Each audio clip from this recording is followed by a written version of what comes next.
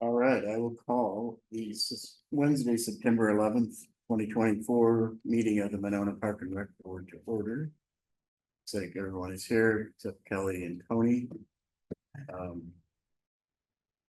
So we have just the minutes for July 10th. Yep, I'm a month behind, sorry. Is there a motion to approve the minutes of July 10th meeting? Motion approved. I think there's a correction. Okay. I think our new guy was here and he's not listed. Oh, yeah, we just have to make a motion and then second it, then we Oh, can make a. okay, sorry. Yeah. We usually don't have corrections. Oh, gotcha. The second. Yeah, is there a second? Sure. Okay, then you had a correction. That, Correction. Was present. and what was it? Well, I don't remember our new person's name, so I can't say. Aaron. Oh, Aaron. Oh. Okay, Oh, I apologize. yeah, Oh. he was introduced and, yeah. That was July, is that right? I don't know, where do you think? Was it July? This is your This is third. my second one. Yeah, Yeah, no, you weren't So here. that was August, yeah. so never mind. Yeah, All right. Any other changes? Seeing none, all in favor of approving the minutes, say aye. Aye. Any opposed? Motion carries. We don't have any appearances, right? Nope.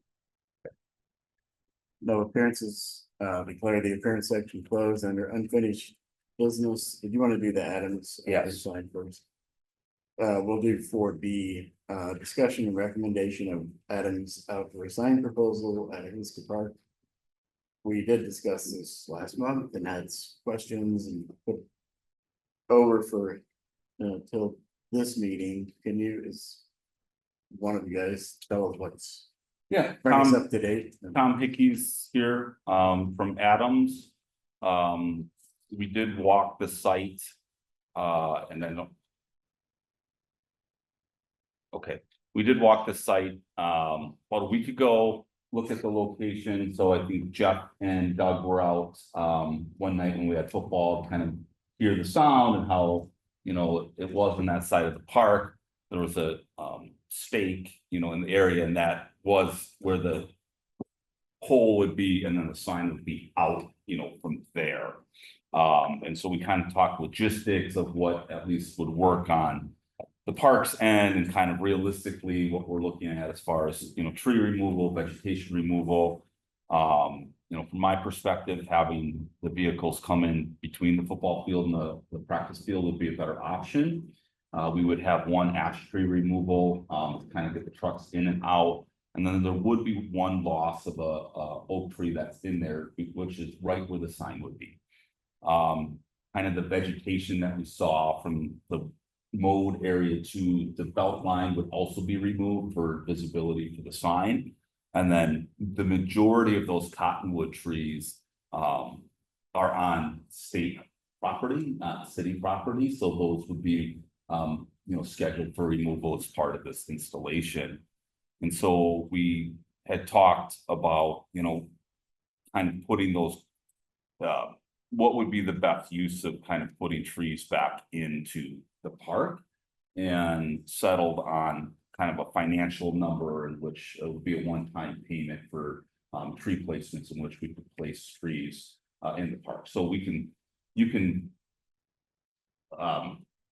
say we wanted to, for one tree, replacement, or like if it was a dollar amount, if they were to do it with a contractor, it's we get less trees. So like if we have just a straight dollar amount for the purpose of revegetation, where it makes sense in the park, then we can actually get more trees. So $20,000 was the number that we had discussed about what was appropriate for the number of trees on city property that we can put back into the park and create some more buffer, sound buffer in the existing berms that we have. So Tom did send over an updated packet, which I think kind of goes over what we just talked about here.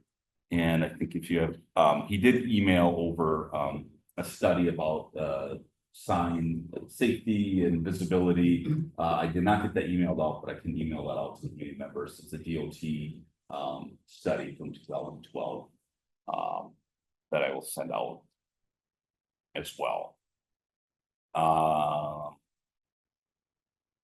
Did I miss anything, Tom? No, I mean, I would say you hit the bulk of it, like you said, we kind of walked it, talked about the vegetation and, you know, and taking in your feedback, and we agree that, we want to help, kind of reinforce that sound installation and kind of, you know, targeting those berms over there. And, you know, kind of with the vegetation replacement, we want to do what is best for you guys in your interest as far as, you know, what you want to see. We don't want to, you know, donate some trees that you guys don't like just in the name of donating trees. We want to actually put something out there that you guys want out there. Only other thing I guess I would touch on is kind of the got some questions last time on like sign usage for the city of Monona. So I looked at the deals we have with the city of Sun Prairie and city of DeForest, they have 5.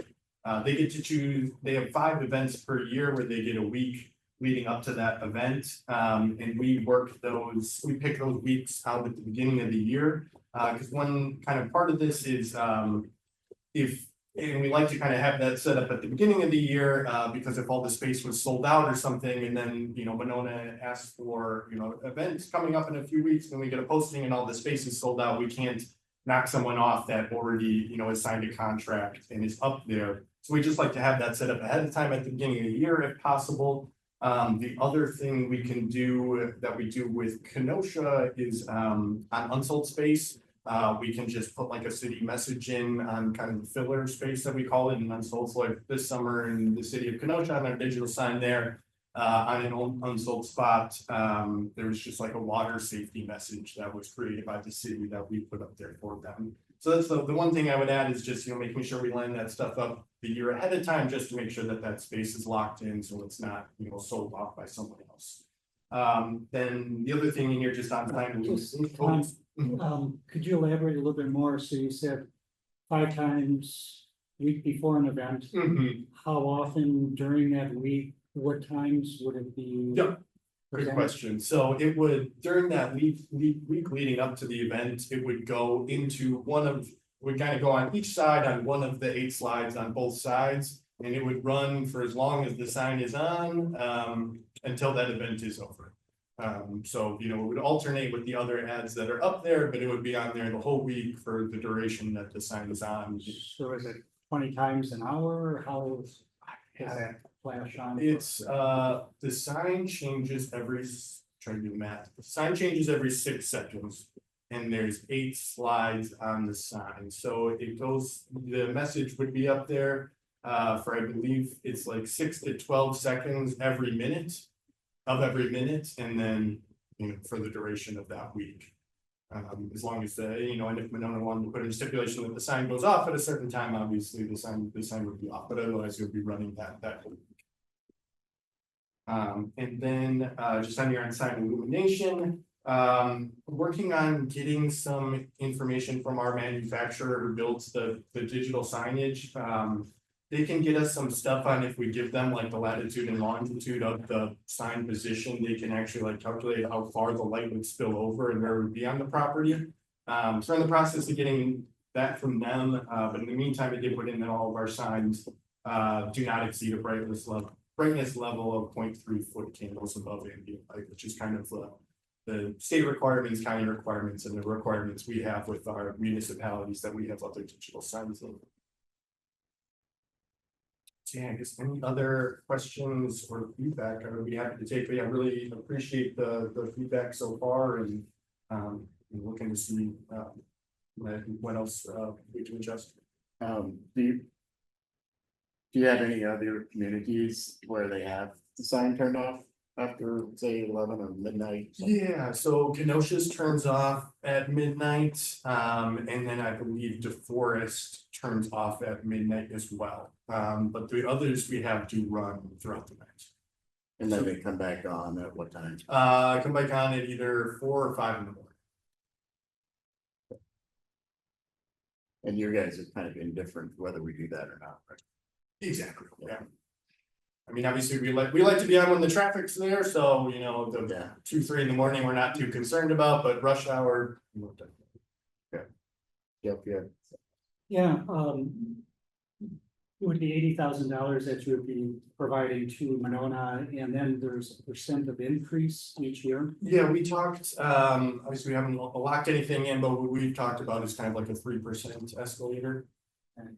And why that location versus somewhere else along Broadway? Yeah, that's a great question, or along the Beltline, yeah, so part of it is. A lot of the Beltline is City of Madison, which we cannot, one, we can't build new in, and two, they prohibit digital just in general, so.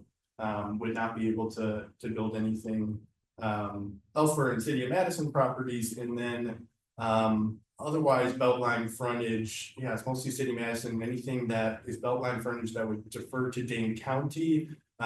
We also can't build either kind of our bulletin size or digital either. So we look at this as kind of an opportunity with the city-owned property that you know, would be a little bit more flexible compared to some of the other municipalities that have Beltline frontage. I guess Fitchburg is also on the Beltline. That's actually where our property is in Fitchburg. Fitchburg also prohibits digital at the moment. We are working with them just because our building has actually been annexed into the city of Fitchburg, about trying to transition that sign into digital at some point in time over the next few years.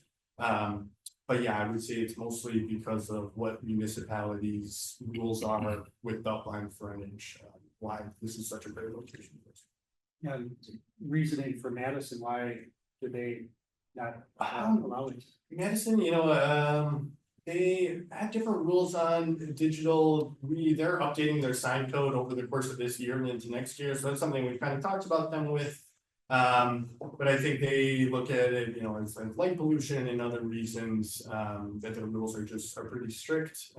So why they do it, I don't know, but Madison has had a pretty long standing rules against kind of digital signage and just off-premise signage in general.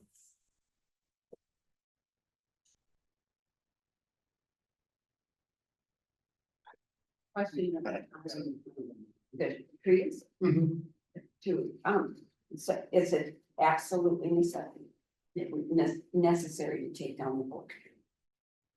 So unfortunately, yeah, one of the pictures, unfortunately, this is, I printed it out, but it's in black and white. On the picture that is, if you go a little bit lower, sorry. Yeah, this one, it's this tree right there, so that is, What page is that on, Pat? sorry. Yes. It's in the Adams picture, so it's near the beginning. Right after vegetation removal, Okay, thanks. Oh, there. and there's one large picture and then two smaller right below that, so it's on the left. Yeah, so the one that, yeah, that shows the two smaller with the picture on the left, yeah, that oak tree, unfortunately, this picture doesn't quite show it, but. About 4 or 5 feet in front of that oak tree is right where the post is going to be. That's where we do have a stake right now. So that would be that point where the post is as close to the park as the sign will be. Everything else will be going towards the road. So yes, unfortunately, it doesn't seem like we can work around that oak tree. We would be happy to, you know, place a different oak tree somewhere else. Or do some, you know, something to accommodate that, but unfortunately, with just kind of the location. Being in that area, it seems like in kind of our requirements as far as being a certain distance away from the right of way of the road, that we can't really go that much more further out, or else we will run into the road and then we can't build at all.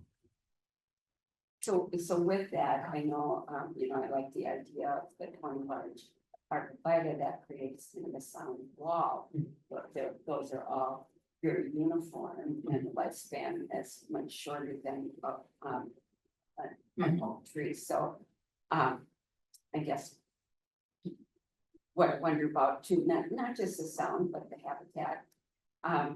Two is to plant, if that can be safe, to plant some other trees, it seems, well, and the ash trees coming down to that would provide some variation in height and habitat too, and sound barrier. Mhm. Yeah, I think that, Those are things that come to mind. Just so as I understand it though, we're gonna be deciding what to plant and where. Correct. Where they go. Okay. And you said 25,000?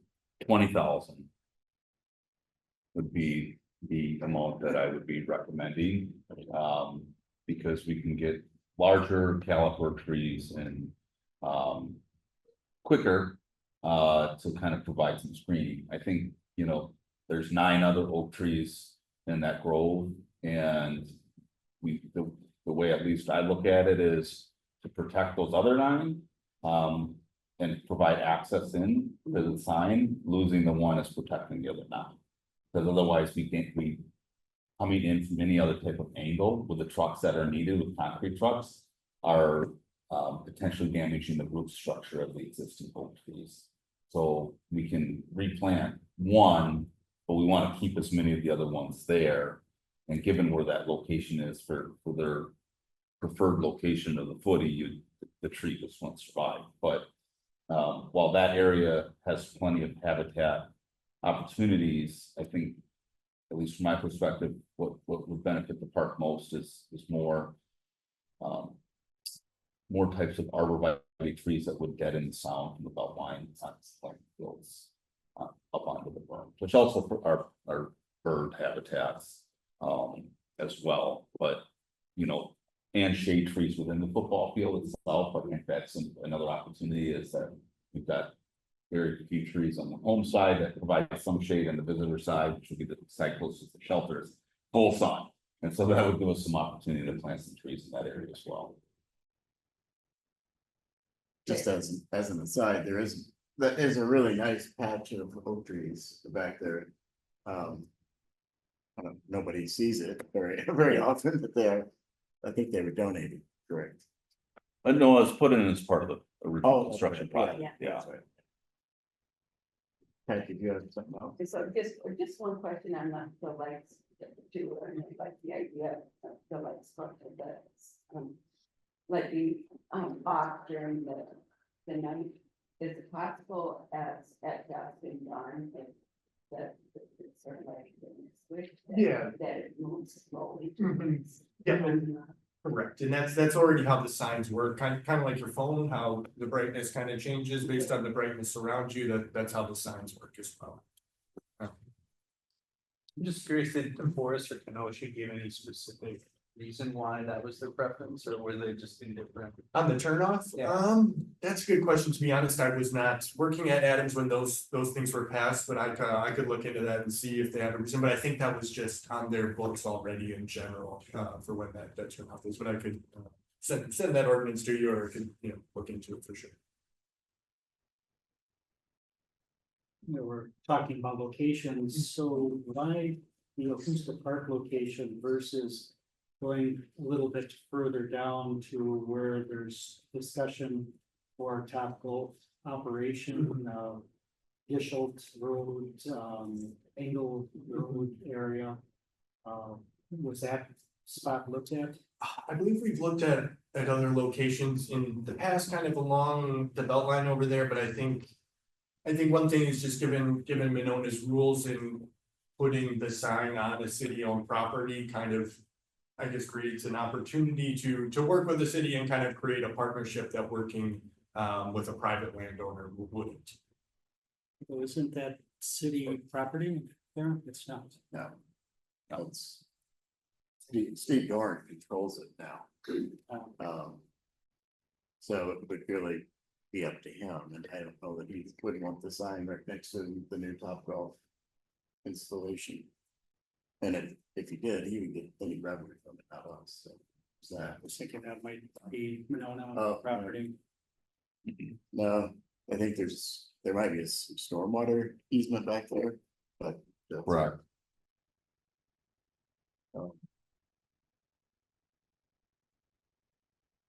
Okay, anybody else have other questions? We're looking for a recommendation today. Yeah, this is gonna go to plan commission, either way, and then to council in October.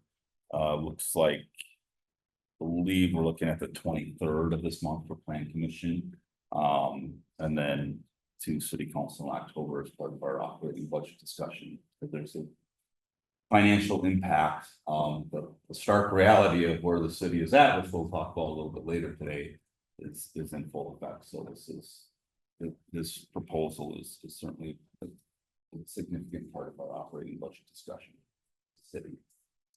So along those lines, when would the agreement go into effect if it was, assuming it gets, Yeah, approved at the- I mean, you're looking at 2 meetings in October, state approvals, you're probably looking into first quarter of 25.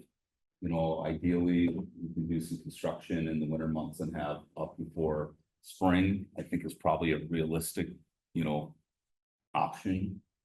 We kind of defer to him, but there's still some approvals they would need to get from the state DOT. Correct. et Yeah, cetera. part of our state approval process is needing approval from the local municipality first, so we Right. can't even. I mean, we've talked to our kind of contact at the state about the site and those kind of things, but we can't actually apply for the state permits until we would have approval from the council and that permit. Then besides this, so that would take some time from, obviously waiting on the state. And then just in general, ordering materials and that type of stuff takes about 8 weeks for those things to get in. I guess what I'm just really interested in, is when would we start getting the money? Would it be prorated or how would that work in the first year? That would be up to the final Okay, agreement. That's with kind of the council and final legal. contract negotiations. Yep. Okay. I mean, my recommendation for conditions of approval from this board would be a one-time payment of $20,000 for tree replacement in the park. And a provision in the lease agreement that Adams would be responsible for mowing of the turf area that would be below the area that they're looking to keep clear. So we would not be responsible for maintaining that vegetation that will continue to try to grow up their sight lines. And what we talked about, I think in our last meeting, the 80,000 would be money that goes into the general fund. It wouldn't be going into. That is correct, yeah. I'd love to make that recommendation. I don't, that will be considered at the council level. Question, Yeah, question, comment, the 80,000, have we checked with other towns that do the same thing to see if that's a comparable rate? It's pretty limited based on what areas locally have allowed this on city property. What I can say is that this number that we're at today is significantly increased from the original discussion, maybe Patrick. I did do some research on billboards in metro areas, generally what the billboards bring in revenue lines, and it seems to be somewhere between. At the low end, 200,000 to 250,000 a year, somewhere around there in revenue, so it seems to be a pretty significant portion of the available. And then I do have concerns that none of the local municipalities will allow this on their own property, and maybe that is changing. But is it worth maybe just reaching out to some of them to see what their concerns? We don't allow it either. The city of Monona does not, has an Oh, ordinance that that's doesn't true, allow yeah. it, so that's where we're at, is Okay. that this would be a variance to either the plan commission Well- can say we'll make a variance. Right. To the existing code, or they can flat deny the application and then they can appeal to city council to make a variance to the code. To allow them to be placed on city property. So Well, okay, with that in mind, do you still think it's like worth talking to other, like why Madison is, like, why are they coming to us? Sorry, I know you're sitting here in the room, but I almost feel like they're coming to like the most vulnerable party right now and like. Cause they think maybe we're easy. I to mean, let them there's- do it or have financial there's just trouble. philosophical views on signage in communities Well, has and there size of, maybe, Matt, has billboards, Madison so. maybe done like safety analyses about like traffic? I don't know, like accidents or something due to distractions or Yeah. concerns about the light effect, I mean, I mean, I just, think that's what this email that we got was related to the safety and visibility of that. That was a US funded. Sun Prairie has one on 51, right as you come to the Main Street exit. Right. 151, right as you come to the Main Street exit. And I don't believe in all of my discussions with the Sunbury Bid Board and everything else, that billboard is a problem. I haven't heard of it yet. It's anecdotal. There's always concern about like turning a city into Vegas. Right, And so like And our, then you get our flash sign flood. requirements in the city have been fairly strict. right. Much to the chagrin of a lot of business owners and people that deal with signs as far as visibilities and the size and scope, and so. You know, I think given that particular location, at least from a parks perspective, some of this is kind of outside of our lane of what to worry about. Or discuss is that it's a low impact to the park. And that the vegetation back to the park is equitable to the vegetation being taken out. And I think at least from my perspective, the rest of it is kind of outside of, you know, this committee and ours control that. That it makes would- you feel better, those that end okay. up being Yeah. council discussions And play, yeah, it's really more plan commission. and plan commission based on. They on deal with adherence signs to ordinance, correct? all the time. I mean, my gut, I mean, as far as the LED aspect of it goes, it seems like. You know, they're all over. It seems like the. You know, there's not any significant safety impact, if any. From them, and Madison, I don't know. I mean, they actually do that, they're gonna have signs, because they have them in the town of Madison. Where they, where they annexed it. I'm Correct, assuming yes. those- They did, they do. Yeah, well, their grandfather done. Yeah, I'm assuming, so there are, because when you drive down the Beltline, like. Just past Rimrock, between Rimrock and Park, there's several. Electronic sign? Yeah. Okay. It's also a. The other thing to think about, it's not that we have to do it, not that it's something that we're forced to do, but. Citizens are asking us on the council and. You know, the overall community, what are we doing to bring in additional revenue besides taxation? You know, we're talking about a referendum and all these other things, and, you know, it's $30,000 a year that goes to the general fund that's.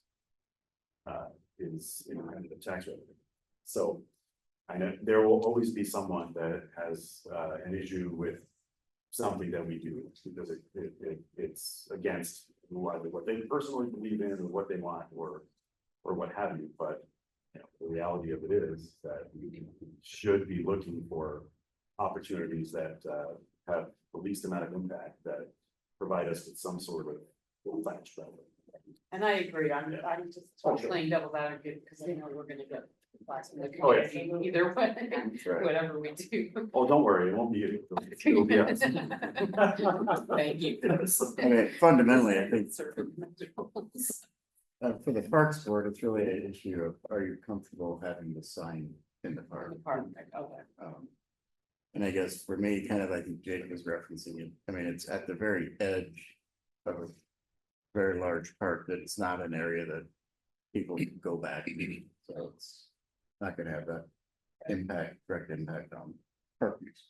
Although I think I brought up at the last meeting, like ensuring that there's some kind of gate or some way to kids are not going back there and getting in trouble and trying to climb it or something. yeah, I mean, If that'd there'd be be some fencing requirements around the. Yeah, I think. Around the base of the sign to reduce the urge to, you know. If there's a ladder that, you know, they Yeah. use to climb up for repairs or whatever, but. Yeah, I mean, Huska Park's got all sorts of things going on, and at all different hours, at all different times, so that's probably the least thing I'm worried about. Yeah. Those things they use for other purposes, you know, like. Cell phone, or water towers are covered with cell phone receptors. Yeah, so that actually is a great example. It's something we actually just did over the course of this past year. We built a sign in Middleton. And eventually, long story short, the sign in Middleton is providing Wi-Fi for a park in Middleton. Working with TDS on that. And basically, I think we have it set up to provide it for them for 20 years, and then with a renewal after that. Not sure how far the Wi-Fi reaches, but I know it's the park, and it may even be the neighborhood right next door. But yes, that is something we've done they can, I guess, add a little something to the sign, that they, you know, have another useful feature as well. So in situations like that, if would, a company lease the sign from you, or would they lease that from the city? Where would the benefit be if there is one? So you're talking about, like on the water towers, Yeah. we have USL and Verizon and, Yeah. well, they have their equipment up there and they pay the city a fee for that. Right. That's not the Wi-Fi thing you were talking about. I would say that's different, yes. So do you also do the, you know, let cell companies put their equipment up there or no? Not that I'm aware of, but I could look into it. I don't believe that's something we do, but I don't think it's like a non-starter. I'm not sure, honestly. I can find out. No. Yeah, and I'm just curious if there's income producing opportunities there, who gets to get out? I've never. And is it something that could be added on subsequently, like the contract Yeah. or something you have to like know right now? You know, one thing you haven't really leveraged or broken down was the fact that, you know, the city gets free advertising, which I think is a really big benefit. Oh, good. When you think about how much we can promote and how many people will see it coming in on that main Belmont. So, Mhm. bringing dollars, so. Yeah. We also, the municipality that we do this with, get to work with our design teams if you don't want to design your own stuff too, so, yeah, it's fun to get to work with municipalities out there, postals. Is there a cost if your design team puts something together? I don't believe so, no. Okay. Any other discussion or ready to make a motion? Make the motion that we accept the proposal with Jake's suggestion that we get the 20,000 for the tree planting at the start of it. You know, and I agree also, not part of the motion, I agree in impact to the park, what having water in the area, it's not big impact. But if we're able to bring in some revenue, I think it's worthwhile. All right. Is there a second? Second. I noticed you did not include the shutting the sign off at night. Is that intentional or? Not intentional, I think we should, Okay, so add that. okay. So. One-time payment for tree replacement, 20,000, provision for mowing, maintaining, by Adams. The advertising, on sign for city events with, free design services as stated in the proposal.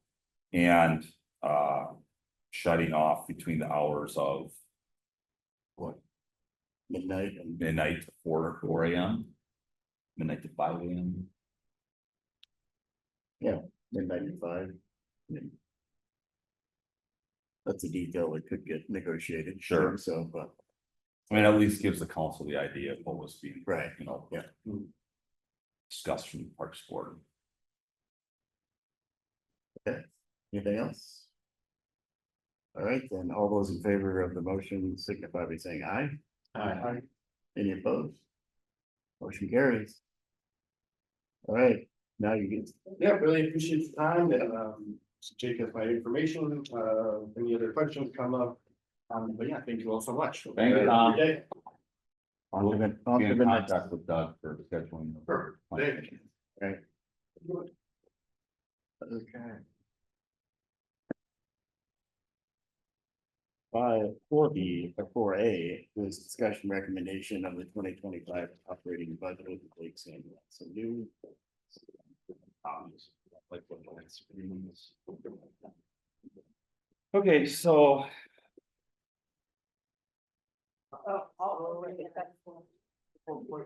Yeah. in your packet, I started with the fee schedule or the fees for the different facilities that we operate. I think in general, I can just kind of talk about what this budget means this year. And it's a challenge because we're dealing with a lot of hypotheticals, and so we have 3 different budgets.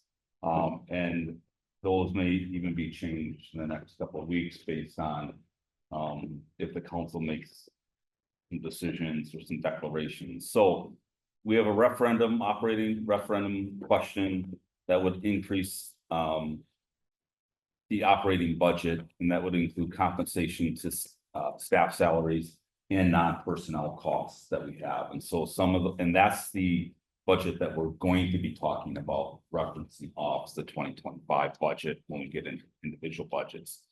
There's another budget that is implementing the compensation plan to 60%. And so there was a study that had a certain percentage of where positions were at, and then getting almost to like 60% of the comparable communities, but not addressing like longevity or performance bonuses. So there's kind of like a two-tiered approach.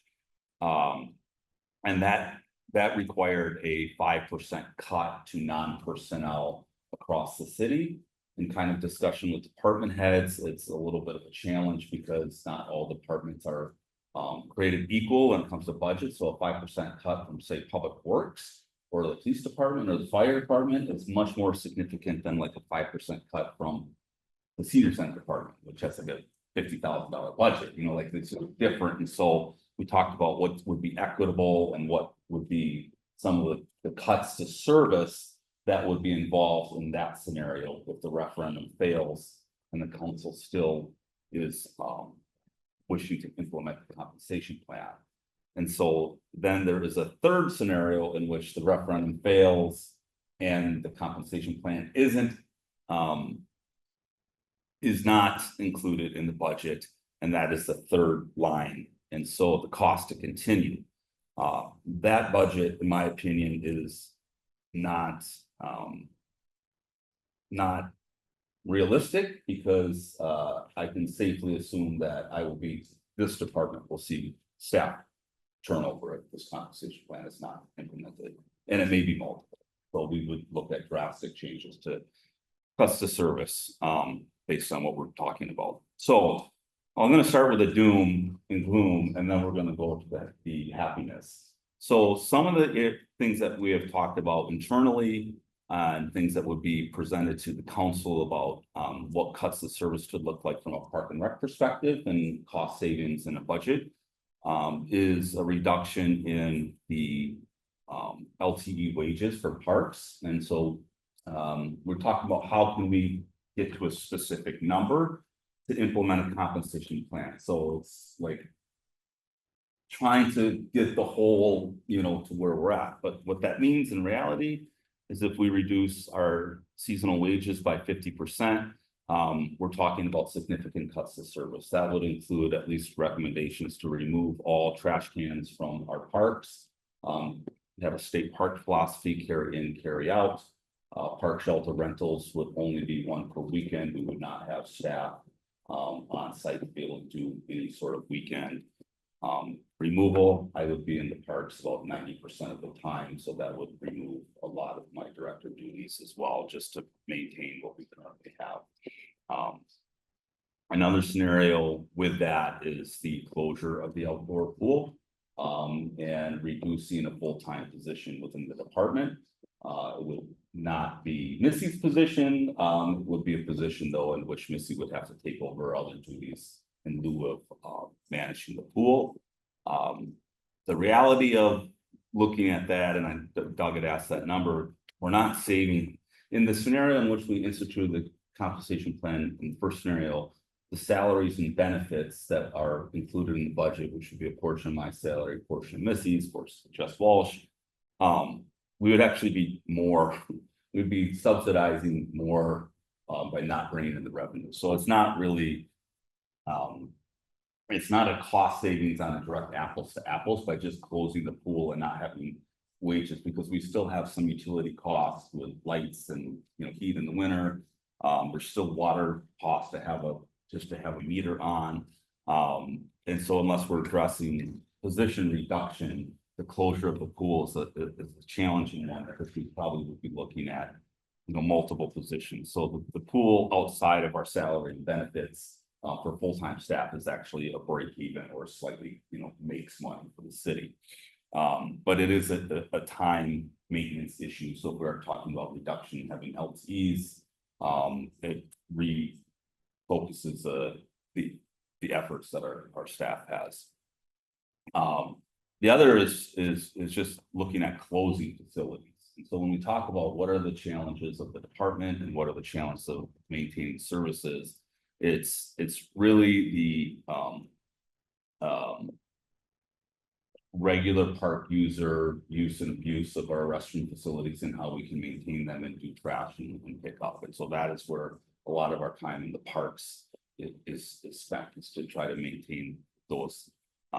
And a significant reduction in feedback. So if they're not revenue producing activities for the department, they would be considered non-essential. So we would be removing kind of anything that's not revenue producing or at least break even.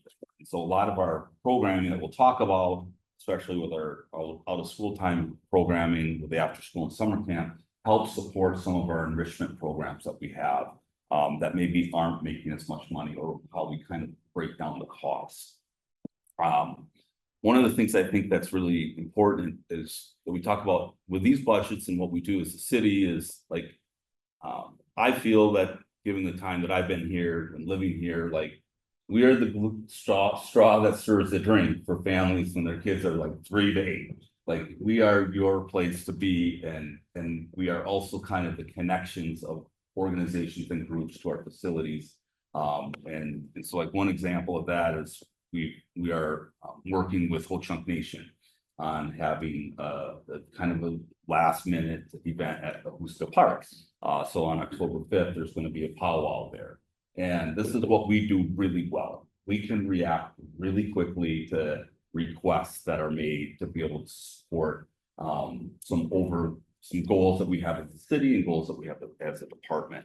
Some of those we don't have to hide behind, policy or, we can't do it because I will make sure that it gets done. Missy will make sure that it gets done. We are also, when we take your children and we provide programs for them, we see them and then we don't see them through the middle school years. And then we come back when they're 14 and 15 and we say, you know what, we got a job for you. We're gonna put you in this concession stand, we're gonna put you in the mission stand, we're gonna put you into a TIT program. And we also have other opportunities. And we have been here long enough where we've had some of those students who now have been married and come back and have had kids, and now their kids are in our program. So it is a wonderful program where we talk about, is it essential to have this park and recreation department? Well, maybe not, depending on who you talk to, but I think it's pretty essential to a thriving community to have a strong parks and recreation department. And I'm proud of the work that we do. And so in these kind of discussions, budget discussions, and scenarios, but I'm also have a very strong passion for fair compensation for our employees. And our department has been significantly deficient in how we compensate our staff in comparison to where others are at. And we are significantly doing more than communities our size. And quite frankly, 2 to 3 times bigger. We're bringing in more revenue and having more activities. So I am okay with these cuts to service if it means that the rest of our staff are compensated, because to be frank, I'm incredibly nervous about, there's a lot of concern about the compensation in staff and what it means if this referendum fails. So with that, some of that's not in here, and it's just the the council has to start to make decisions on, are we going to say, the council needs to decide, are we going to commit to implementing the compensation plan regardless of the referendum? If they do that and say, this is what will be cut if the referendum fails, then we can start getting into more logistics of what that means for this department. Right. So just to explain, even if the referendum fails, the council would still have the option of, for example, implementing a wheel tax. But we'd also implement a garbage collection fee, although that really would not, that would leave us where we were. So the Adam sign would obviously. Right. Be another 80,000, so that's a sort of part at least of where we would still be able to pay for the compensation package. But just kind of bigger picture. Right, On that. other fees basically, to be able to stay here. And then, you know, you look at what is a 5% across the board budget reduction. If it doesn't impact you in your day-to-day life, like, sure, why not? You know, like, it doesn't mean I still get brush collection 4 times a year, you know, I get trash and recycling, you know. I think some people say, I wish we had recycling every, you know, well, maybe you get it once a month, you know, like, and you have to pay more. So there's just all the things of like how we maintain the city on a day-to-day basis and what actually city services are valued the most and used the most, I think are the ones that we look at like, well, you don't necessarily need brush collection. You could, you know, just have a private contractor come and do that. And that's a, you know, savings. The other costs for service. For what we do typically, you know, in the 4 budgets that we have, and I think if you've been here long enough, you're gonna, Jake always says this, we're at over 50% revenue to expense. So that puts us in like the top 10% in the nation for park and rec departments on revenue recovery. So in one aspect, that's really good. We bring in a lot of revenue, but we are a market rate provider of services. And so there is some challenges to affordability at a certain level, but you know, those are the marching orders and instructions that I've had for years and years and years. So in order to be able to pay our lifeguards more and pay our staff more, which is continually quite frankly, the biggest challenge that we have now is getting staff on board to a certain dollar per hour threshold to do just about anything. And so we're at. So I want to start with the fee schedule first and just kind of talk through that, and then we'll go on individual budgets. And I'm gonna go, I think we'll go parks, rec, pool, rate. So even within the original budget, the first budget that we're kind of looking at, those are included with fee increases, regardless of kind of the outcome of the referendum. The cost of doing our business still is going up like astronomical. Even our own fees, for example, like water. So water and sewer, if you've checked your water bill on a monthly basis, you'll notice it's a significant increase over, you know, what you were used to being paying. So we're feeling that too with, I have a big stack of, you know, every meter that I have, every bubbler, every park shelter, that all has the same type of charges you're seeing at home, whether you use it or not. And so our shelters that we have, Dream Park, Fireman's, Ahuska, those are our 3 most popular. And it's not that significant in this scenario, $25 for residents, $50 for non-resident increase. Most of the theme of the fee increases are placing more of the burden cost increase on non-residents. And I think we've been fairly generous over the years in our pricing for non-residents. And the usage of our facilities is significantly more non-resident than resident. And so I think the fee changes are appropriate. The one that we added in this year that we didn't really work through was allowing for events on the grounds of Grand Crossing Park. We have that in there for 500 for resident, 1,000 for non-resident. That would just be the green space area, exclusive, non-exclusive use of the sidewalks at GCP. The other thing that we have is our special event, which will probably be a secondary meeting yet this fall to talk about changes and revisions to the policy. We've had some groups that get fee waivers, some that don't, and the cost to host these events in Monona, whether it be from, you know, disruptions to your, daily living, depending if you're on a race route, et cetera, to the amount of staff time it takes to administer. I mean, if you sit the department heads around the table to review a special event application, when you're talking police chief, fire chief, public works director, city clerk, myself, you're at over $1,000 an hour just to review an application, in wages and benefits. And so we all have other responsibilities and so like a lot of challenges, I think it's like we have to have multiple meetings and go over multiple items with all these groups and their special requests. So those are where the fees for that come in. For park use, special event, etc. At what point can we make some suggestions if we wanted to increase some of these things? Right now. Okay.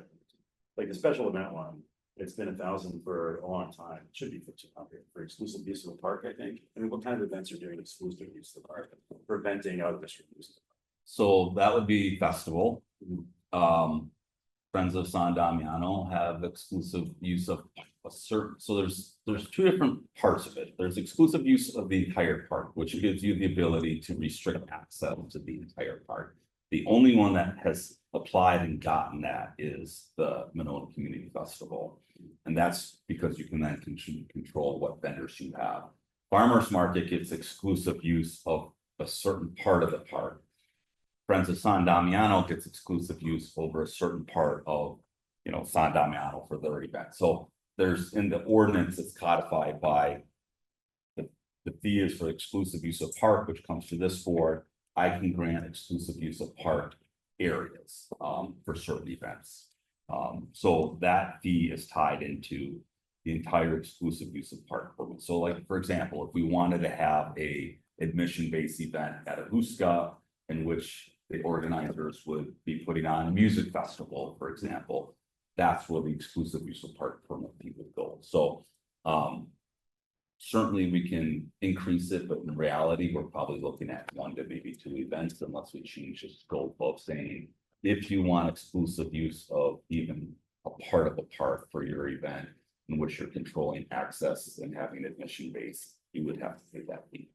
I guess personally, I feel that if there's an organization or a group or whatever that's controlling the entire park or restricting use of the park for someone else that maybe a citizen wants to use it, you're only really doing that if there's an economic benefit to whatever group that is or what have you. So and I would be inclined to increase those, I think. That's just my opinion. Do we, for the all the race events that like to start here, do we get anything for that? Yes. So all the events, including the MG Homecoming Parade, the Monona Memorial Day Parade, minus Friends of San Damiano events, and we'll be talking about that later, have to go through an application and approval process. Pay a fee for the review of the application. We determine the size and scope of it. And then there's that fee, which is the special event park use fee. And then all other fees that would be associated with use of the shelter, amplified sound, temporary structure, street use, all those permit fees are applied as well. But the fees go into, besides the shelter fees that we would, if you were to say, you want to have the event, well, I can't book a shelter, then you have to pay for that shelter. That goes into, all goes into the general. So none of our park fees go, besides the athletic field fees, go into the parks budget. I don't have any revenue associated with the parks budget at all. And people looking to change that. I would love to have a change. I mean, I think it's like we can do that, but then, I mean, at all, I don't know, like I'm not bringing enough revenue to offset the entire parks budget. Yeah. If we want to say, I use the revenue that we generate from park shelter rentals, from lake access permits into our overall revenue portfolio of what we do, because you know, there may be, there was a time where there was some shared responsibility in the expenditure part of it from, you know, whether it be snow removal. In the winter, Public Works is doing, you know, our lots now, we're responsible for all of our parking lots. So like we incur the expense and we also, you know, are responsible for bringing in the revenue from our office. So there's a lot of administrative time. So it makes sense. I mean, I think longer term, we could just combine 3 or 4, and I would just say just do one park and rec budget, just have them kind of segregated out, like trying to decipher how much of my time is spent between parks and the rec and the pool, the community center seems a little silly, you know, we're all multitasking and cross it, and now like it's the community center especially, and we're responsible for the budget for this building, although, you know, 75% of the use is by the senior center, you know, but we incur the responsibility of the budget and the bills, and you know, it's our just houses our office, it's not bringing in revenue. So I think it's more of like, how do we wanna, it's a little challenging, I think, if you're looking from the public side about like, well, how much, you know, because the community service fund has recreation pool, community center and senior center, and it's, so that's like one fund. But then you have the parks budget that's somewhere else, so it's like, I have to kind of take part pieces from all those to give a better snapshot of what our department actually does and is responsible for. But certainly, you know, I think the fee schedule may be able to be talked about before it gets, the fee schedule typically doesn't get published, which means it's final until like February. So there is some time. I mean, I don't think as far as like, changing the needle on how much revenue we're talking about with the fees is I don't think majorly significant. We can talk about like, okay, that fee looks really low or really high, like right now, but if we want to like fine tune it. At an additional meeting to kind of go over all these fees, that just. There's some where it makes, you know, like access is a cooperative program with Dane County and City of Madison. Now, my colleagues and I have great discussions over what other boards are committed to, and so I have always advocated for the increase of those fees yearly. And Dane County Parks, which is kind of the driver, their Parks Commission has wanted to keep those fees stagnant. And so it's, and City of Madison has, we all have different versions on this cooperative permit programs.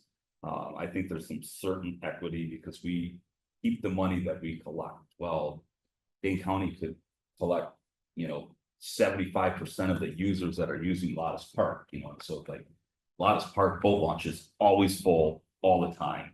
The amount of revenue that I'm bringing into the city is really not that much. It's maybe 30 grand a year. Whereas Dane County is bringing in like 400,000 of, you know, revenue for lake access permits. And I'm just trying, I don't have that exact number, but it's significant. And then I'd be like, whoa, where'd you get your, I got it at Madison, because they just send me a bill or they send me a re-up every year. So there's that discussion too. Madison also has the Madison Parks Foundation that raises this pretty significant amount of money to support parks. Correct. We don't have it. Correct. So one comment I wanted to make, Patrick, in regard to whether the park department ought to be able to keep, or park and rec keep excess revenue, is that by its, at least the way we operate it, there's a lot of opportunities in park and rec to make money, and like the library doesn't have any of those. Senior center has very minimal, so it's public works, you know, they gotta plow your snow regardless, you're not paying an extra fee for that, so I would not, I don't think we. Well, no, I don't mean like keep all of it. What I was mostly thinking about with my half-baked thought really, was that if there's some budget items that Parks is specifically looking for, as a council, we might be able to make that decision based on, you know, well, they brought in X amount of revenue, well, let's earmark this revenue towards whatever project that happens to be, or something like that. Not necessarily a policy change. Yeah. But just to be thoughtful about it. Okay. So, Any other questions on the park fee schedule? I know you don't wanna get into the specifics of the level, but I do agree with like the races that use our area a lot, they really like our area, they make so much money off of those races, I mean, they can pay more than $1,000. Yeah. Or you don't really bring much to you. I mean, it's not like those races either necessarily bring a lot of revenue to the business community or the city in general. It's, Make a mess. yeah, it's more of an expense than anything else. Right. yeah, I mean, we've talked about that. I mean, at least my conversations with event organizers who are also struggling with volunteers, and I said, you have to make our local organizations like benefactors of this. Mhm. You know, like you Yeah. have to start You get buy-in, yeah. like the Bratfest model where you provide volunteers and we're gonna, but like, also like, it's great to have, I'll just use, you know, like the American Cancer Society, you know, this is a fundraiser for that, great, but what about like Monona Grove basketball or Monona Grove Booster Club? Well, yeah, $500 for a group like that is a lot. Right. Scouts will do almost anything for $500. And so to have like these events that continually are going through, especially if you live on Winnetka Road, your experience, Rachel's experience on, and you know, Jeff's on these race routes is different than maybe my experience, where I don't see as much of that traffic. If you're on the north end of Winnetka Road and you're constantly, you know, you have a marathon and all these like, that creates parking issues and like congestion issues. If you have, well, Pat, for example, Pat's experience with these events is different than, you know, maybe some of your other experiences. And so we still want to be welcoming, I think, and just given the fact that we're on the lake loop, we're always going to have these requests Right. for events, and we have a great Gives city. us because, leverage. you know, Gives us it's- leverage. yeah, that's why they're Gives doing us it. ideas. Right, Yeah. so we can certainly, I think, you know, we are consistent on our fees for special events with what City of Madison is charging. And so we are above them in some areas, below them in some, but the pricing has been trying to be consistent with what City of Madison is charging for the events. Okay. But it is both sides, I would say it's a challenge, because not only are these just the park fees, then you also have police, fire, you know, there's additional fees that these event organizers are paying, which gets the bill up pretty high pretty quick. So I would say most events, race events are paying between $3,000 and $8,000, depending on the complexity of it. And a lot of that is kind of like police and fire, actual overtime costs that are incurred for having those. So this isn't the only thing that they're paying. Gotcha. But I'm more than happy to have that discussion, because I think, I don't want to say we're burnt out, but it's a lot of work for someone else's event that we're Right. putting Too in as nice. a staff, right? Like, well, It's yeah, like I'd rather be. We're such team players. Yeah, like, I mean, I'd rather be planning my own event, you know, like if that I'm dealing with someone that. So make a mess and then leave it for us. Right, we're getting trampled on. Is that our city motto? Let's just go through the parks budget then. So if you scroll through there on your packet, on your printout. We'll go through, and I'll just go through quick because I gotta get through this, you guys, in 25 minutes, 4:30. Okay. It's gonna be kind of a quick hard stop We today. can review this stuff and then come back. Yeah. I'd like to get, We'll see it again next month. Yeah. right? no, this is it. Okay. I'm already late. I'm supposed to be doing the So- mayor's office by Oh, that's yesterday. great. We've got a copy of it. Before you start on parks, I think there's an error, pretty sure, on water and sewer utilities. In the cost to continue budget, we drop it from 20 to 2,000. Oh, yeah, well, that's, you know, cutting off all the parks and closing them down and using water. I don't Yeah, think you're gonna achieve that kind of, I think that must. do the yeah, I same. know it's supposed to be 20,000. I wonder that was the. That's why, yeah. That's why it No, looks that's, like that's. it. what's- Okay, so. Like I said, we have some of these and the narratives in your packet, that kind of just goes through, but the salaries. For parks are 2 full-time, a percentage, not 100% is in parks. Our full-time parks is percentage out, between Parks, Rec and Pool. So is my salary, and when we talked about the part-time wages, there is an increase in that, referendum budget because we would be paying more per hour. It's very challenging, getting people in. Overtime budget stays roughly the same. That's really dependent on snow removal, et cetera. The rest of it's benefits, professional development, that's for training and certification for our park staff and myself. Gas and utilities, actually, just tracking the last couple of years, it's gone down a little bit. I think we had increased it when we started GCP, Grand Crossing Park. And some of that Grand Crossing Park utilities actually gets coded to the rec budget, 50% of it. So the rest of all of the natural gas and electric goes in. Telephone goes down a little bit because we've been transitioning out of our paid modem and phone lines for our fire alarm monitoring to radio. So that gets us a little bit cheaper off of that. Stormwater utilities, outside services is the one I wanted to highlight. So that goes up to 15,000 from 4,500. So outside services are what we use for contracted services and parks. Right now, we have the beach testing that we get at Schluter and Crossroads Beach. We also have supported the Monona Grove School to Work program. So that's an opportunity for high school students to gain job skills. That actually didn't happen this year because the advisor who ran that retired, Mike Mayfield. So I'm not sure if that's being brought back or not. We pay on a collaborative program with the county, and another public health program for mosquito monitoring, so they test different sites. The increase in that for next year with an approved referendum would be a contracted services to help maintain the landscaping at Grand Crossing Park and Lottis. And so Lottis has stormwater rain gardens that are out of control, and that entire boat launch park, as far as the vegetation, is very challenging with the existing staff. So that would get contracted out, and then we would probably just add on the contracted services that the development gets, and maybe the plants, and kind of keep the Grand Crossing to a higher level of maintenance. Eventually, depending on this number, Woodland Park Management Plan, that's where we would see that number too. So if you recall, that got pulled out of the capital budget. And that's about a $15,000 to $20,000 line item per year that we would be looking at least for the next 5 to 6 years.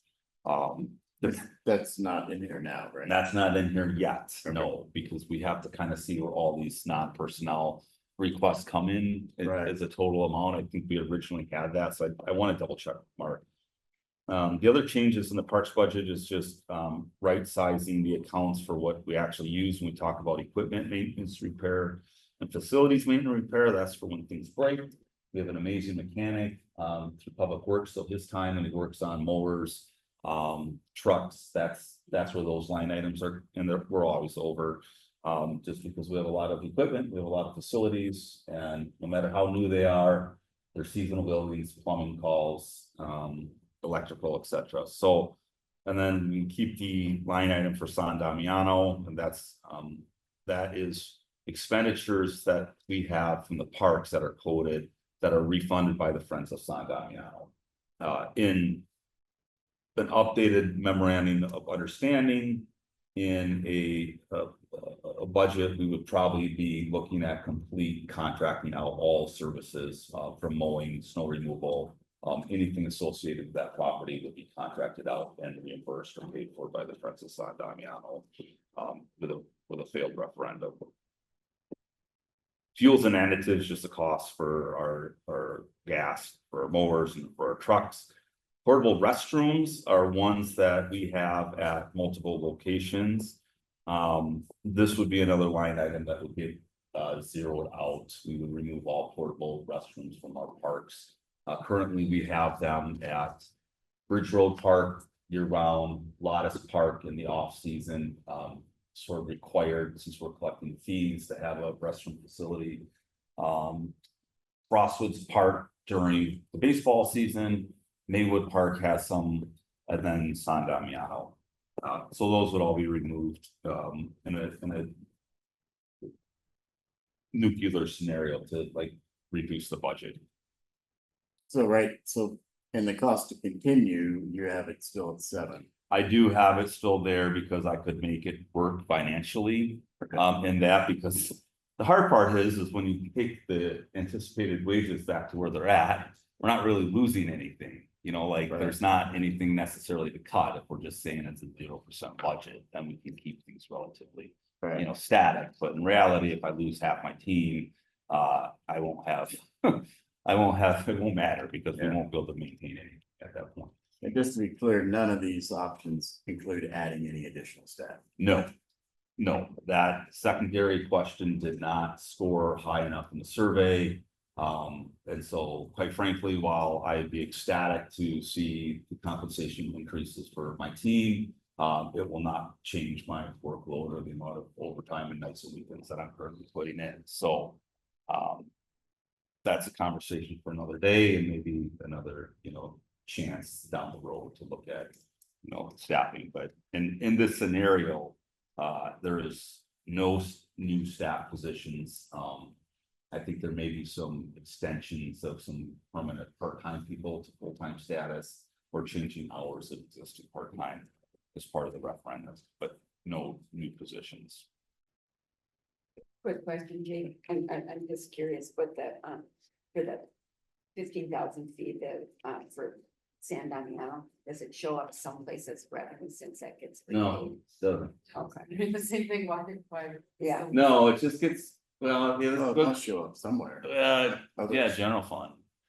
I mean, The revenue for it shows up in the general fund. right, that's, So so there's a, I don't know, you're right, though, I'm not even sure if there's a line now, and it might be under the like miscellaneous charts, right, yeah. fee for service, I'll have to ask Right. Hopper yeah, about that. because it's a significant amount and the city Right. does get kind of, Yeah. compensated, so. Right, I think it, yeah. Yeah, because it kind of added $15,000 to Yeah, the park yeah, budget. yeah. So, So you can see the total, this year, the levy, the taxpayer levy is 429,000 in 2024. 2025, in the referendum, it goes to 456. Now, I would say that I would probably look at that as a potential increase if we had the desire to implement the Woodland Park Management Plan for non-personnel, based on where the other requests are coming in from the city. The other cost of -5, reduces it down to 405, which is actually. Yeah. -5 and then the 398, so. That is a direct, tax levy, what we're all paying into onto the parks budget. Revenue from shelter rentals is between $35,000 and $40,000. Boat launch is 30,000, so we're probably at 75,000 of kind of parks related, special event fees. I think you could put those in there too, 75 to 80,000 revenue that we're bringing in on the park side. Any other questions on parks? We have 15 minutes. We'll go fast. You can go. We can go a little bit later, but my son's game starts at 6 o'clock in Stoughton. I gotta be back for the school board meeting at 7. Oh, that's right.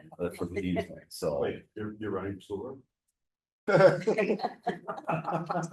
into I got other thoughts on that, but we can talk after the meeting, maybe. Rec department, so rec department is our most versatile, like, you look at kind of, I just want to kind of talk about two different numbers here. On the bottom of revenues and the levy, we see $1.4 million, $1.4 million is what we are bringing in and what we are spending to run the recreation services side. The levy for this year was at 76,000.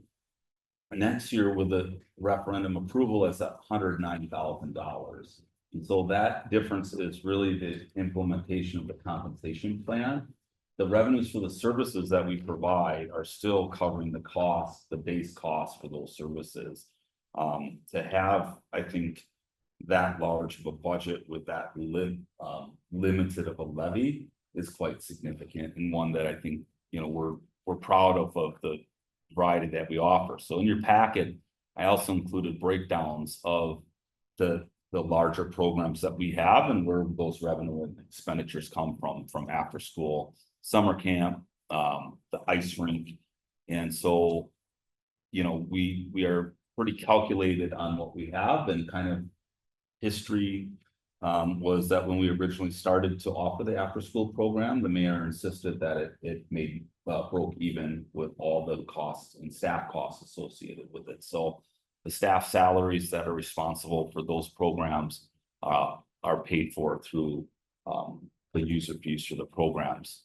And those are broken up into different buckets, so to speak, based on responsibilities in different areas. So some of our rec supervisor is in after school and summer camp. A couple of our coordinators have other responsibilities outside of the summer camp and after school program. This year I put in some of our time just in kind of the budget detail from the admin staff. We'd be adding some building supervisors to allow additional programming at Maywood School. And then with a successful referendum passing, that we would be looking at being able to offer this building up for our community organization. So the main hall makes a great site for pasta dinners, for sport teams, fundraiser nights, trivia nights, etc. We haven't been able to really offer that to our local community because we have a program in here. But without appropriate staffing levels, it's not something that I want to have yet another facility that I'm coming into at 9 o'clock at night. So that is in this budget. Quick question, I've heard a rumor that now the school board budget problem that we might have to give up Maywood, might want to sell it. Well, maybe they have a 5-year lease, so I mean, So we're, we're I've not heard that rumor. I've not had that discussions with anyone from the school just district. because we're starting to make so much money off of what we're able to Right. offer there. Well, I would clarify, we're not making so much Well, money. We are covering our cost and expenditures to do that. I think that would be a very interesting legal discussion to have, because we have a contractual, right to do that. I think we've also, at least in all discussions, that a big part of moving to Maywood was that we could offer the 4K RAP program, which is an equitable service to what Cottage Grove has. So someone may have thrown that out there as a scenario, and I think, that's why we did 5 years, so we could go through a couple years and see, and maybe the city is in that position then at that time to say this is a good investment for our community. And that gives us then the opportunity, because it doesn't matter, like if you sold it, we still control what development would happen and how it would happen, so that we'd still be able to the amount of time that building. It's not zoned for development. For one. Correct, there's a whole bunch of hurdles Part of that why would it's take. rumor, because the part of the rumor was that they're building apartment buildings there. Right. Rumors spread quickly. Yeah. Wild imaginations, I guess. I mean, if they want to sell it, the city might, yeah. at the Right, I price, think the that's city right, might- there's, right, if they just don't That want would the be very expenditures for it, so. The rec budget's really scrutinized by people in the community, because of the services that we offer, including the ice rink. We go through kind of these numbers with a fine tooth comb and set our numbers accordingly. And we're confident, especially in the after school program, because we already have those numbers locked in for the spring of 25, because they signed up for the full school year. And so we already know that we have 100 kids, paying for 5 months in the spring of 25. And then as we get that enrollment for the fall of 25, we've been at a pretty steady, at least this year with the summer camp, right around 100 kids. So, we set our kind of budget based on that. For those, the ice rink, just touching briefly on that. We budget to project a $10,000 loss. But it's absorbed through the other revenues in the rec budget. The reason we do that is 2 years ago, we had to replace all the sod. So the turf is like a $10,000 line item. And this year we didn't, it was wasn't great. They probably could have replaced it, but it's like a weird, and I'm like, I don't want to be replacing this every year ideally. But we may end up having to, and it's kind of a longer discussion long-term with whether we go to a different model of, not having grass or having artificial turf or having concrete in. in that area. The ice rink is consistent, revenue, so this is year 5 for us. Believe it or not, in ice operations. And we kind of know where we're at year to date from kind of the end of last year to summer sales to the biggest part of the revenue producing at the rink is in that from Thanksgiving through the end of December. That's when we see the bulk of our skating. That's a lot in the rec budget. Couple things too. For those of you that are new, we do recover some park costs, so park field rental. So if you're renting a tennis court, baseball diamond, or lease agreements with youth football, the tree sales that are at Acusta Park, the barbecue vendor, those all fall into the rec budget under park field rental. And then the expenditures that we have to maintain those fields. So when we do, irrigation or fertilization and grass seeding on some of those athletic fields and amendments to those are all in the rec budget. The one challenge we have actually in kind of having this large of a business model in multiple areas is that the fees for using credit cards is like insane right now, and you see it everywhere. There's a separate line item or cash discount. And because we have these ongoing payments for families that are quite large, and we're talking over $1 million in revenue, and 70% of that is using credit cards, the fees have gone like high. And so we have an additional surcharge fee for using a credit card. That's in the revenue line item, and then there's the expenditure for it. Now we are experimenting and encouraging our families to use ACH payments, which are directly taken from bank accounts and put in. And so we're also looking at potentially software change again, and I don't know, Aaron can probably speak to within the financial world about like this credit card processing companies, but like it used to be 5%. Like I was charged straight 5%, and now the bills have these wild fluctuations every month. Like some cards are like 8%, some cards go to like, it's just weird, and I don't really get it. Super competitive market, obviously always changing. Say the last one in is kind of the best bid you got, but yeah, it's an interesting time with how payments are accepted, especially with all the account to account payment options that are coming online with Cash App, Zelle, Venmo, things like that. They're trying to just take their lion's share. So the ACH is definitely a good option for people, but you've got to revisit your vendor and make sure that you are shopping it up. Yeah. It is the most frustrating part of it, because this the whole like back end of how we account for stuff with the system is clunky. Yeah, and there's contracts and how you process it for whether it's terminal or Right. or whatnot, and then on top of that, it's hard to understand. They make it that way. We have multiple contracts with multiple vendors for different things, and there's and it just seems like the fees to operate any of this continue to go up and up and up. And The so- option not to offer it is not really an option. Right, yeah, to not, I mean, there's a lot of places that have gone cashless.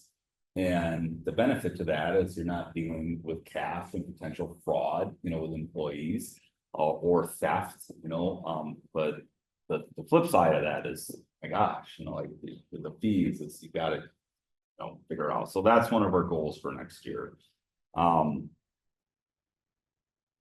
I think that's good. And then we have it broken down between wages and expenditures for each of those main core programs. And then I have it kind of broken down even further for like our youth sports and our just regular recreation programs. But it's one of the things Missy and I work on extensively is kind of where our numbers are at, what the price point needs to be for specific programs and how we can introduce new programs. So we've been fortunate. We are have hit a really good like string of instructors for some of our outside programs that are really talented. And once we get those really great instructors for a program, we see those numbers increase. So like You know, Jeff plays pickleball and Joe Martin is like, he's a rock star. Like Joe knows his pickleball and tennis and all his numbers are high, you know, for classes that he teaches. And so we're, you know, fortunate to be able to have the Miss Ari, who's like, you know, she at the pool, she is the Madonna and the diva of, yeah. Like she brings in the crowd. She's the Red Jackson of the pool, like 100+ people. And so it's great having those type of people that are, you know, working for us in limited roles. And I think when we started, and I have to pat, like this budget might have been like $70,000. Like it was really small in 2008, 2009, when I think we had offered just baseball and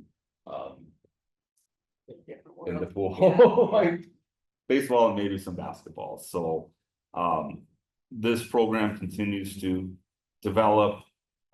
We try to make it as transparent as we can with the revenue and expenditures for these core programs and for the ice rink itself, and that's why these are included in the packet on the projected revenue and expenditures where we're at.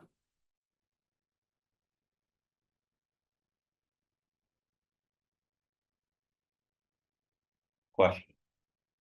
It's not the after school, for revenue, the after school fees were traditionally lower than summer camp fees, and then they started bringing in more revenue, but the expenditures sort of stayed the same in terms of the after school expenses, traditionally lower than summer camp expenses, is that? Yeah, accurate? I mean, we have them longer. It's like more hours per day, and it's like the contact hours is just as much in the summer than it is for all of after school. Okay, So just we wanted got to them make sure for that's 6 to correct. 7 hours a day, you know, 5 days a week versus 2 hours a day, you know, for 9 months. It's just a condensed period. So there's more expenditure, actually staff expenditure in the summer. Okay.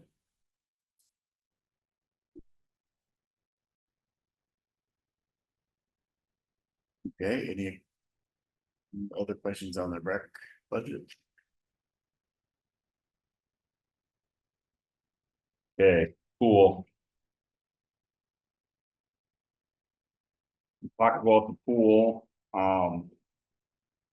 and just so everyone, I am not throwing up the pool to be closed as an option that I'm supporting. In one bid, like, I don't think it makes sense financially, and I don't think it makes sense, for what the value it has to this community, especially our residents.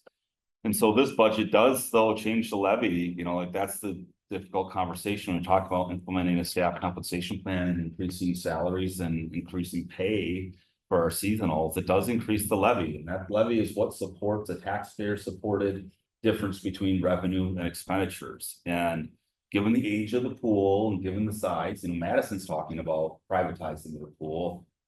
Although I don't know if that's really a reality either from the city of Madison and the budget issues. We have to try to price point the admissions versus what a season pass and what that value is, and driving people towards membership modules versus paying daily admissions. So we do see an increase in daily admissions. $1 for both resident and non-resident. We do see more non-resident adult admissions to our pool than resident admissions. A majority of our residents are purchasing season passes, or it tends to at least trend out that. And we have very few non-residents that purchase like the family pass. So I put a larger number for that, going from 250 to 400, but we maybe have 10 non-resident families that purchase season passes. The season pass does go from 175 to 200. And again, you'll see the more significant increases in the non-resident membership basis. So on the season pass, for the resident, we did increase it in 2023. A lot of the other fees, we haven't increased at least. Right. Too. Yeah, so So it's a substantially bigger increase over the last 3 years. for the patches versus daily admission. Correct. Dailies is like. It's a threshold, I think, of how we compete with. Sun Prairie Pool, Middleton, Goodman. Versus what. You know. We look at as far as, families, look, some places just go to a straight per person fee for season pass. I'm kind of leaning towards that because a family of 5 versus a family of 3, you're paying the same fee for a season pass, and clearly, like, each swimmer matters as far as expenditures. So the more swimmers are in the pool, the higher all of our costs are. And so like having like a family pass of including 5 versus a family of 2, for example, or 3, it costs us more, for that family of 5 than it does for the family of 4, the family of 3. And then, it's kind of the resident single is paying more for the season pass than what you are paying if you have a family of 5. So there's some equitable, I think, discussion points about that. I certainly think, we had talked we try to keep the senior passes stable. And we have a lot of resident seniors and we have a lot of non-resident seniors. And so I think in that area, we looked at a significant increase because at least talking with our senior population, when you have supply and demand, we have a limited supply of pool space and we have a big demand for a certain segment of population. I will always defer to making it more affordable and more accessible for our residents who are providing subsidy. For non-residents, it's kind of a luxury to be able to use that same facility. And if you want to use it, especially during a peak volume demand time, you should be paying more for it. So, at least in my opinion, and that's how, looking at it from a revenue production. So we try to balance out that daily admission price with like, if I go, let's say 10 times as a family, I think that's kind of the number, 10 to 12 times as a family of 4, using that daily admission formula, what makes more sense. We certainly want to push, as many people to the membership module as possible, because the dailies are all impacted by weather. Now I've got some silly, my own ideas of like, I would like to do, temperature-based pricing. Well, just the demand pricing. Right, well, demand pricing is an option. It's not done, but I mean, it's, we could do it, I guess, over 90. I mean, we've talked about that, like, there's certain days where it's like, okay, well, we'll open on Memorial Day, but your season pass isn't valid, so you'd have to pay it. Big water parks too. Right? Yeah. They do it well. Right, the water parks too, right, where they have like the blackout dates, right? Oh, yeah. Where your memberships are, and I mean, if we had more amenities at our pool, and, I think I still want to try to keep it at least as affordable as we can, but the biggest issue is, we gotta have staff, we gotta have certified staff. And if they're working here, they're working at a discount from what they could be getting paid from city, from Madison Parks and some of the other pools. And so this budget with referendum approval includes increasing the hourly wages, and that's in the narratives for the different levels of staff that we have. But the budget for the pool is always contingent upon the weather. So like, we hit our revenue numbers if it's hot, during the beginning of June and July. August is always a little bit of a wash because there's so many staff that go back to school, people are taking vacation. You wouldn't think, even on those really hot days in August, you're not seeing the same demand at the pool. So we see that, year to year. Where we do see a difference, I think, in this year, and we're still talking with the swim team about opening that agreement back up, is we have so many working families here that their morning swim lessons are not, the demand is not there for morning, it's all there for the evenings. Same thing with swim team, their demand for where they want to practice is in the late afternoon. And when we're offering like a night swim for $2 a swimmer, regardless of residency, it was like a loss leader, so it was attendance, but the revenue wasn't justifying, it was kind of increasing use of the pool at a certain time. So, one option is to extend into that increase the open swim time is always, the longer the ability to swim recreational, I think, is a positive for all. So going from like 5:30 to 6, you know, is an option, and then adding a third swim time in the evenings and cutting into that night swim. So we might only have an hour of night swim or an hour and a half of night swim instead of 2 hours. But we're meeting the demand of the community to take swim lessons or to have swim team later in the afternoon. So that is, I think, one that we would want to open up with, you know, the swim and dive, and there's some kind of positioning about, you know, well, we'd love to give you the morning, more morning time because we want the night. Or like, well, we want the night too, you know, we all want the same thing of where the issue is. And so, you know, that's why we see an increase, because I think whatever form of evening swim that we have, we need to kind of increase our revenue production from that. Jay, is there a possibility to do like adult evening swim, like we do the beer gardens at, like Schluter, but the beer gardens? With beer? Yes. Not in bottles. No, of course. Not in glass. Yeah, of course. Yeah, I mean, I don't, it's not. It, we can, I just don't think it's gonna be significantly like. Well, I mean, we talk about like, you need to make $5,000, you know, a night to like have probably $2,000 a year costs. Yeah, that's a lot of drinking. Sure, to happen. You're just talking about 300 people drinking 2 beers, like 600 beers at that's $3 grand. You know, it's the money is. It sounds great theory. I don't. Okay, just like that. Now, if it was a fundraiser type of deal, then maybe yes. The access from the summer camp program to the pool is huge, and then the offering of swim lessons during that time is even better. So, just my own.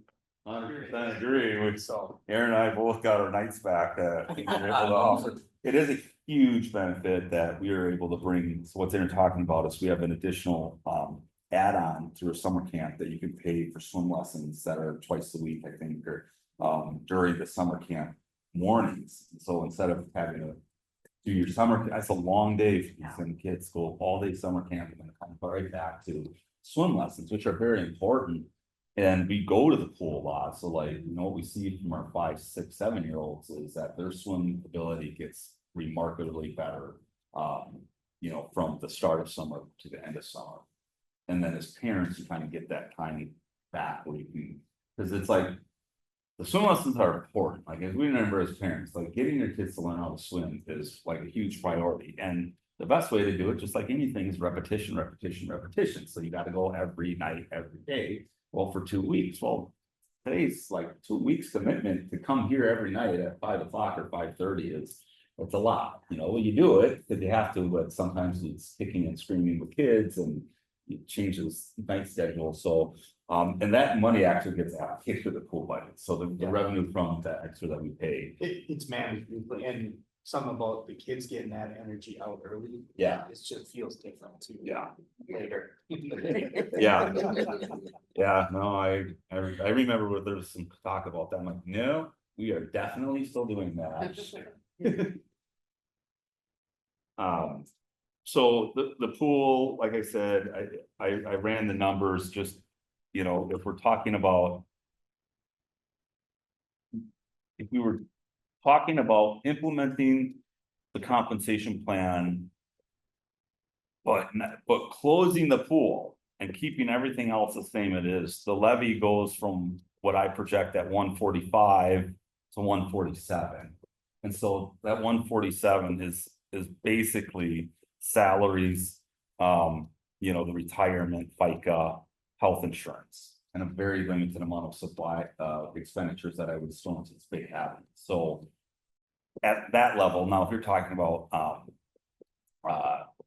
reducing, you know, staff overall or not having the compensation plan implemented, then it would be somewhat of a savings, but not like what you would think. We're not just taking $130,000 off, you know, by close.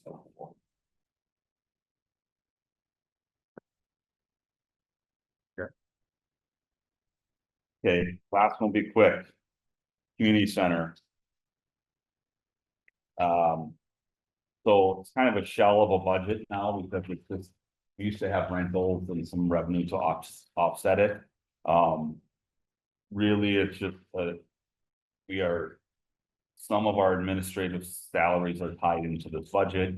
And then the cost to maintain this building. So, this one gets a little bit increased in building maintenance and repair. It's old building, service contracts go up a little bit to add some additional services to maintain this building, getting on other agreements to remain, but this is just an old building. It's built in 1963. It just constantly has issues. We replaced multiple boilers for heating. We've got a compressor that's in the capital budget. That's $21,000 for air conditioning. It's energy inefficient. The revenue that we could possibly get is not worth it at all based on the time invested in it. It still is, I think, a good building for our senior services. And we have that capital project to redo the stairwell, do some office reconfiguration. We did paint the main room, still, you know, some cosmetic upgrades I think would make it a more usable facility, but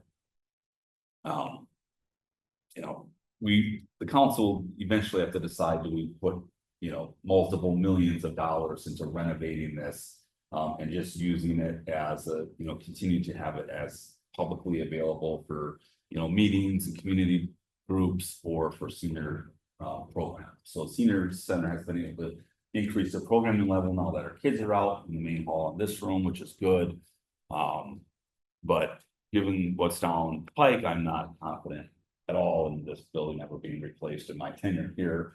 And so there is some, I think, discussion about should we invest in it and, you know, update it and make it a little bit more usable and try to at least modernize it enough. But if we do build a new city campus, you know, facility for public safety, that it could be useful by more people in the community.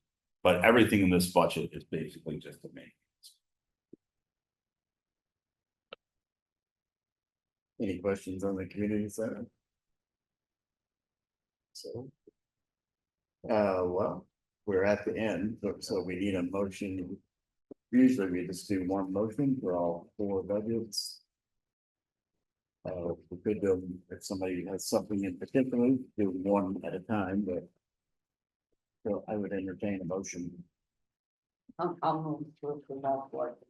Okay, so a second, I'll second. further discussion.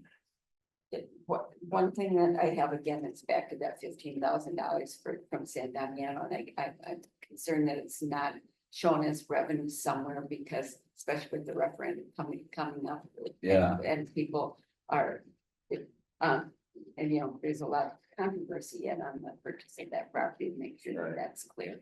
Yeah. Good point. I will email out where it's at. I know, I believe I know where it is, but I want to confirm with Mark that Sure. the payments coming in from the Friends Office allocated in the general fund.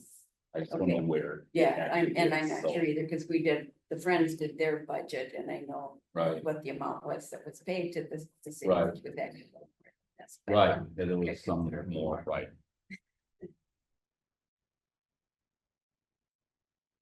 Okay, anything else? Then all those in favor say aye.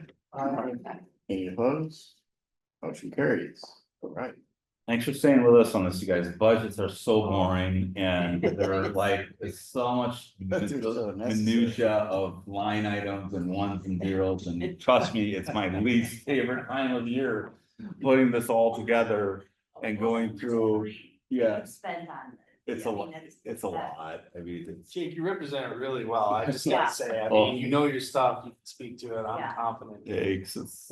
Jake. Confident you're not hiding anything. Oh, Yeah. There are some revenue opportunities.